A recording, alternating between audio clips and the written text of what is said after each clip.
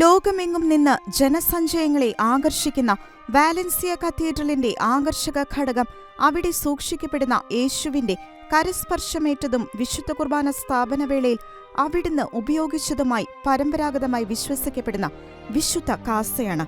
തവിട്ടുനിറത്തിലുള്ള പ്രസ്തുത കാസ സ്വർണത്താൽ അലങ്കരിച്ച് വിശ്വാസികളുടെ വണക്കത്തിനായി കഴിഞ്ഞ 15 നൂറ്റാണ്ടുകളിൽ ഏറെയായി ഈ കത്തീഡ്രലിൽ ഉണ്ട്.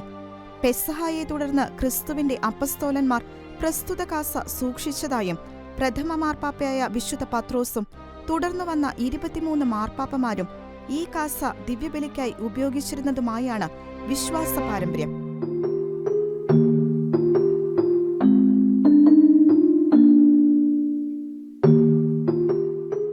സിക്സ്റ്റസ് രണ്ടാമൻ പാപ്പ താൻ രക്തസാക്ഷിത്വം വരിക്കുന്നതിനു മുൻപായി തന്റെ വിശ്വസ്ത ഡീക്കനായിരുന്ന വിശുദ്ധ ലോറൻസിനെ വിശുദ്ധ കാസ ഭരമേൽപ്പിച്ചതായും വിശുദ്ധ ലോറൻസ് താൻ കൊല്ലപ്പെടുന്നതിനു മുൻപായി വിശുദ്ധ കാസ സ്പെയിനിലുള്ള തന്റെ മാതാപിതാക്കൾക്ക് കൊടുത്തയച്ചതുമായാണ് വിശുദ്ധ കാസയുടെ തുടർചരിത്രം.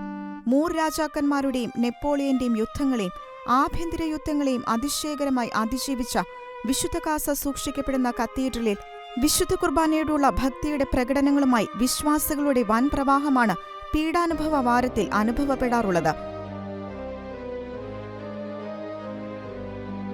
1982 വിശുദ്ധ ജോൺ പോൾ രണ്ടാമൻ പാപ്പയും 2006 എമരിറ്റസ് ബെനഡിക്ട് 16 പാപ്പയും പ്രസ്തുത കാസ ഉപയോഗിച്ച് ദിവ്യബലി അർപ്പിച്ചിരുന്നു.